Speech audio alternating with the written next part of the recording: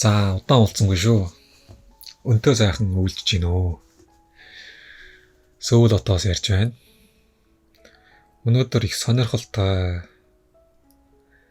зүйлийн тухай тайлбар хийх гэж байна. Ирж байгаа асуултуудыг англиад үзэхээр нийтлэг нэг асуулт байгаа. Сэтгэл зүйн зөвлөгөө гэж юу юм бэ? Заавал байх ёстой юм, хэдэн цаг үргэлжилдэг юм бэ? Ямар үнэлбэртэй юм бэ? Юу бэлдэх юм бэ? Юу анхаарах юм бэ? Тэргээл асууж байна. Тэгэхээр үүн тайлбар өгье гэж бодлоо. Сэтгэл зүйн зөвлөгөө авах гэж байгаа, сэтгэл зүйн зөвлөгөөнд хамрагдаж байгаа, мөн энэ талаар ажиллах хүсэлтэй, туршлага багтай хүмүүс байвал анхаарлаа хандуулаарай гэж хэлье. Үйлчлүүлэгч сэтгэл зүйч хоёрын хооронд тодорхой хугацаанд үргэлжилдэг харилцааг ер нь сэтгэл зүйн зөвлөгөө гэж нэрлэнэ. Сэтгэл судлаач нь хийн, сэтгцэн эмч нь хийн, сэтгэл зүйч нь хийн, юу юм, ямар мэдлэг мэргэжил эзэмшдэг ингээл одоо хүмүүсийн дунд нэлээд мэдхгүй олон төөрөгцөн асуултууд гарч ирэл. Дээр нь нэг олон янзын дасгалжуулагч бас гараад ирсэн болохоор бүр л жоохон хямраад эндээс бараг депресс авдаг болчихсон боллоо. Сэтгэл судлаач гэдэг чинь шинжлэх ухааны туршилт судалгаа хийдэг. Үүн дундаа бол хүмүүсийн сэтгэл зүйн амьдралтай холбоотой таны мэдхүү ухамсар, оюун санаатай холбоотой туршилт судалгаануудыг хийж байна. Сэтгэл зүйчид тухайн туршилт судалгаагаар олж авсан мэдлэгийг амьдралд нэвтрүүлж байна. Тухайн мэдлэгийн ач холбогдлыг хүмүүс туслах зорилгоор хүргэж ийн гэж ойлгох хэрэгтэй. Гэхдээ сэтгэл судлаачид хэрэглээний сэтгэл зүйч хийж бас ажиллах тохиолдол маш илбэг байдаг. Тэгч ёстой. Энэ бол зөв гэж миний хувийн байр суурь байдаг. За 1980 оны хүртэл чинь сэтгэл зүйн үйлчлэг авч байгаа хүмүүсийг өвчтөн гэж нэрлэдэг байлаа шүү дээ. Түүнээс хойш үйлчлүүлэгч гэж нэрлэдэг болсон. Сэтгэл зүйн зөвлөгөөг хэн авах ёстой вэ? Өдөр тутмын сэтгэл зүйн асуудалтай хүнээс ахуулаад гүн гүнзгий асуудалтай сэтгцэн эмгэгтэй хүмүүс аавна.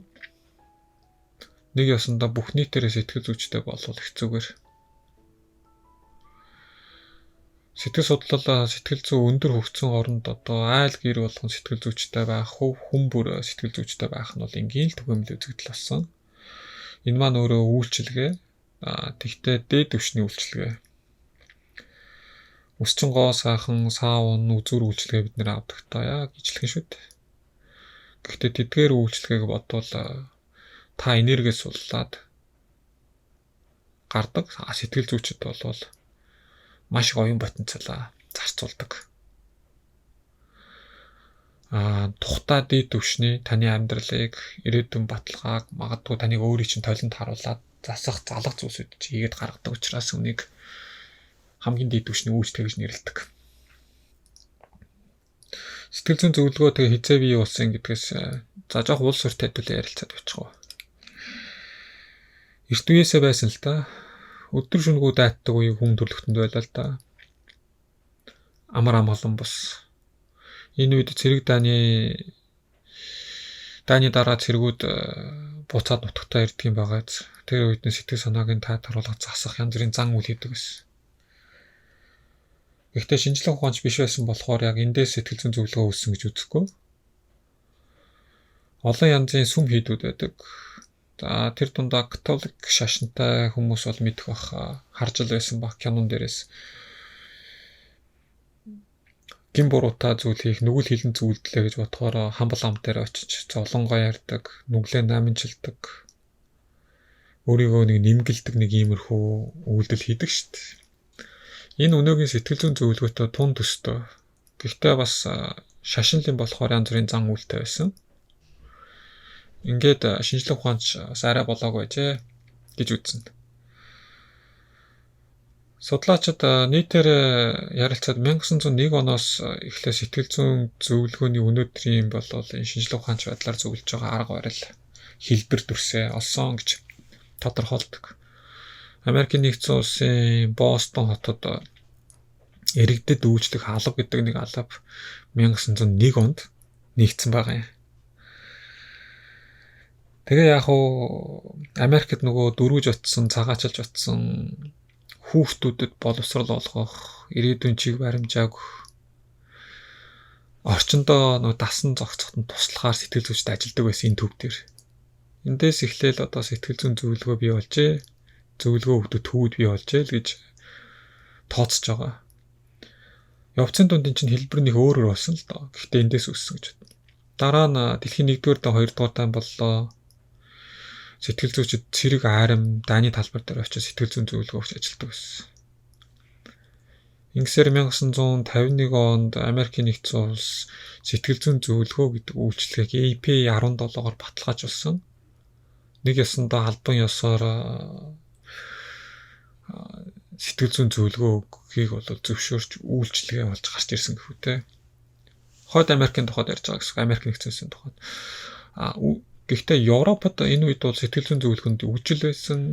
Бүр Америкаас илүү том тесрэлттэй алхмуудыг хийж ирсэн. Та хэрвээ сэтгэл судлал сонирхож уншдаг бол энд Зигмунд Фройд гэдэг хүний бараг хүн болгон ламны уншлах шиг яриад байдаг та.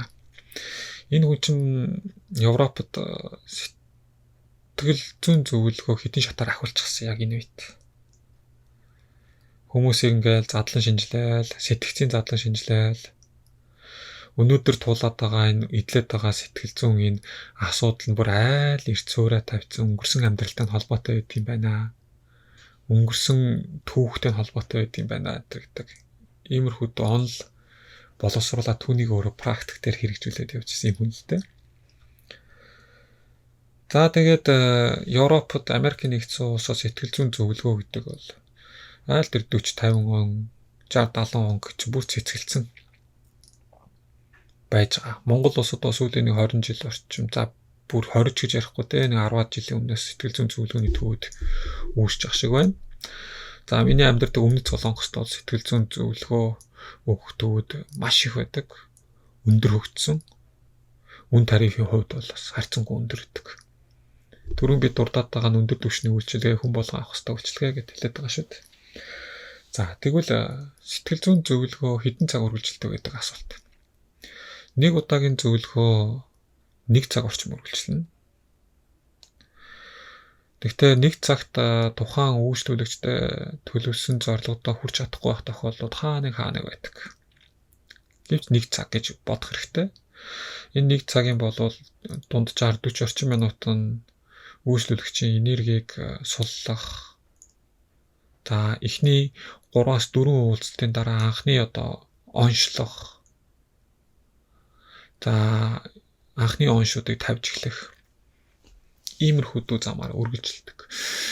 Ер нь шинжилгээ ухааны тоон хамгийн багадаа сэтгэл зүйчтэй 15-аас 20 удаа уулзж ийж эхний үр дүнгууд гарч эхэлнэ гэдэг.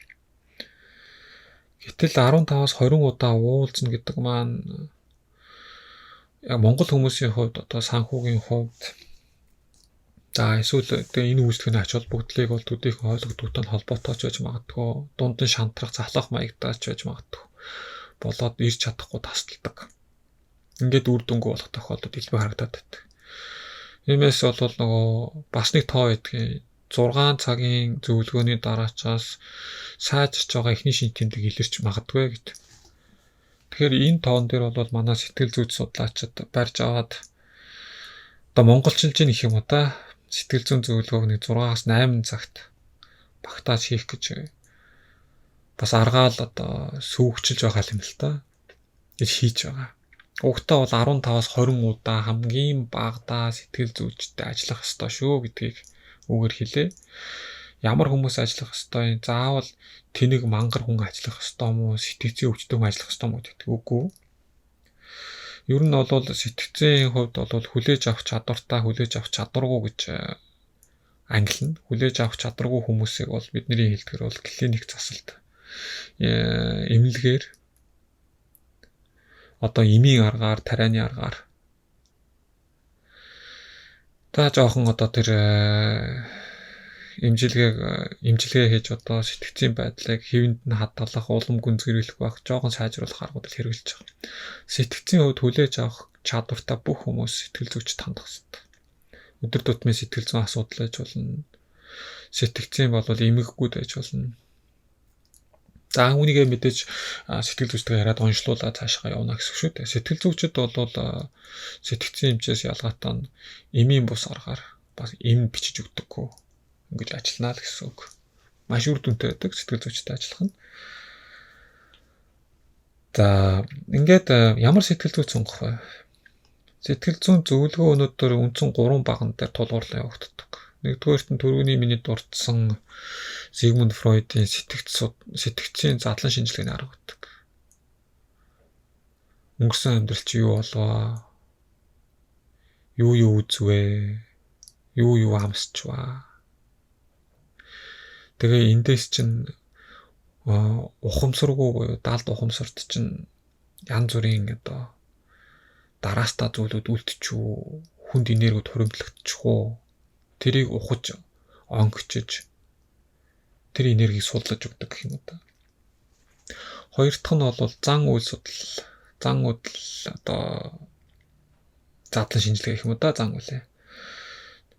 Таныг хүрээлэн буу орчин, гэр бүл, нийгмийн тогтолцоо, найз нөхөд, ажил энэ дунд таны сэтгэл санааг өөрчлөх, сэтгцийг нөлөөлөх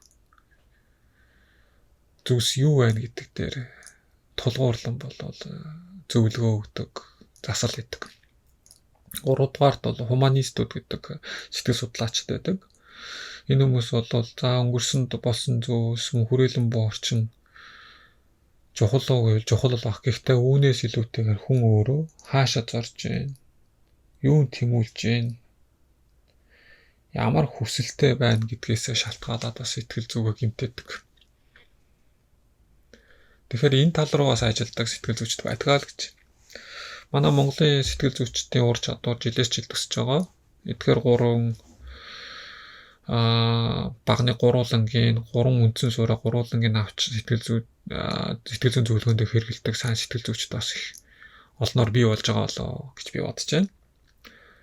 За тэгэхээр та сэтгэл зүйчээс асуух нь энэ 3 арга техникийн алийг хэрэгэлдэг вэ? Гуруулангийг хэрэгэлдэг үү? За мөн сэтгэл засалдаа догматик арга хэрэгэлдэг үү? Эсвэл бяцлаглалын арга хэрэгэлдэг үү? Хатуу арга хэрэгэлдэг үү? Зөв арга хэрэгэлдэг үү гэдгийг асууж авах хэрэгтэй. Догматик арга хэрэгэлдэг хүмүүс бол нэлээд хоцрогдсон гэж бодох хэрэгтэй. За янз бүрийн ховсын арга жишээлх юм бол хэрэгэлдэг хүнээс аль болохоос зайлсхийвэл зүгээр болов гэдэг миний хувийн бодол байдаг. Гэхдээ сонголт мэдээж танд бий. За иймэрхүү зүйлсүүд байна. За үн төлбөрийн хувьд ямар байдаг вэ гэсэн нэг асуулт ирэх юм. Үн төлбөрийн хувьд үйлчлүүлэх Монголд бол нэг цагийн тэд гэдэг юм уу хамгийн доод тал нь 200 орчим мянган төгрөг байна уу да. Нэг цагийн үйлчлэгээний гэсэн.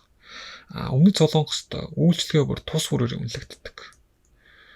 Сэтгэл заслан тэд, оншилгоон тэд, хүүхдийн сэтгэл зүйтэй холбоотой зөвлөгөө тэд, ахмадынх тэд гэдэг тус-тусдаа. За хүчирхийллийн дараах сэтгэл засал тэд, сэтгэл гутрал бол цагийн тэд, ганцаардал бол тэд гэдэг. Үйлчлэгээ бүрээрээ тариф гардаг гэсэн үг. Тэгээд харьцуулаад харах юм бол хамгийн энгийн өдөр тутмын зөвлөгөө нэг цаг 150 мянган вонос эхэлж байгаа. Тэгээд дээшээгээ бол нэлээд өндөрөнтэй явдаг. Тивж байх ёстой. Яагаад гэхээр сэтгэл санаагаа засч ийж сэтгэлийн сэтгцэд байгаа олон асуудал бэрхшээлүүдийг имжилж ангааж ижил хүн аж аргалтай амьдрах болцоотой. Тэгжиж хүний амьдралын чанар сайжрах бололцоотой учраас энэ дээд түвшний хүчлэгч нэрлэдэг. Эндээс л бид нэр гар татаад байх юм бол цаашлаад нэг ойлгохтой сайхан чанартай амьдрах бол хэцүү л болчиход байгаа. Тэгэхин үед монголчууд зүгээр л сэтгэл зүйчгүй сэтгэл зүйн асуудалгүй амьдарч ирсэн гэж хүмүүс яриад идэх үгүй шүү дээ. Нийгэм хөгжихийн хэрээр нийгмийн амьдрал хотчгийн хэрээр энэ сэтгэл зүйн асуудлууд улам гарна. Өмнө ч гэсэн бид нэр сэтгэл зүйн асуудалтай байсан. Сэтгэл зүйн асуудалтай байсан гэдгийг мэддэггүй байсан. Үүгээр их өөр гэх юм уу да. За сэтгэл зүйч хүмүүсийг сонгохдоо ер нь бол хэдэн цагийн туршлагатай вэ гэдгийг нь бол мэдчих хэрэгтэй. 2000 цагаас дээш туршлагатай хүмүүс мэдрэхүүн их сайн хөгждөг. Сорил янз бүрийн зүйл бүглүүлэхээс илүүтэйгээр өөрөө л одоо 6 дахь мэдрэхүүн хөгжөөд ирдэг гэх юм уу да. Иймэрхүү хүмүүст хандуулаас их зүгээр байдаг. Зэрэгтэй залуу сэтгэл зүйчид бол за одоо бид нарыг одоо оюутан байхад бол ахмад туршлагатай сэтгэл зүйчтэй хамт очиж сэтгэл зүйн зөвлөгөөнд нь сууж одоо энэ цагуудаа гүйцэдэг байсан. Одоо жоохон ямар практикаар явж байгааг бол яг сайн хэлж мэдэхгүй байна.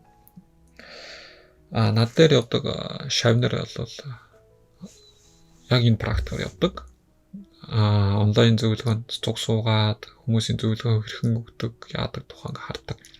Сэтгэл зүйн зөвлөгөөнд хамаахдагтаа анхаарах зүйл юу вэ? Анхаарах зүйл гэвэл нэг үг байх хэрэгтэй.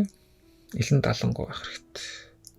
Хүлээцтэй нэг 15-20 цагаа төвчээртэй хүлээж авах хэрэгтэй. Дуустал. Сэтгэл зүйн цаг гэдэг нь та сэтгэл зүйчтэй хин нэгэн хүнтэй ярьж ийн гэхээс илүү өөртөө ярьж өөрийгөө толинд харж ийн гэж боддог байх хэрэгтэй. Ерөөсөө л ийм сэтгэл зүйч хүн тангараг өргөдөг. Таны нууц бол миний нууц гэсэн тангарагтай ажилдаг. Тэгэхээр сэтгэл зүйчтэй маш сайн итгэдэг байх хэрэгтэй. Итгэдэг. Тэгэхээр сэтгэл зүйчтэй уулзах цагта өөрийгөө маш сайн сулалдаг. Өөрөөсөө нуусан зүйлсүүдээ ч гэсэн гаргаж ирж байж л таныг оншилоход, таныг засахад, сэтгэл санаагчд эрдүүлэхэд хөв нэмэр оруулнаа л гэх юм да. За товчхондоо ийм сэтгэл зүйн зөвлөгөө гэдэг зүйл. Дараа бас энэ сэтгэл зүйтэй сэтгэл судлалтай холбоотой та бүхний нийтлэг асуугаад байгаа асуултуудыг нэг багцлаад дахиад тайлбар яриа өгнө гэж бодож байна.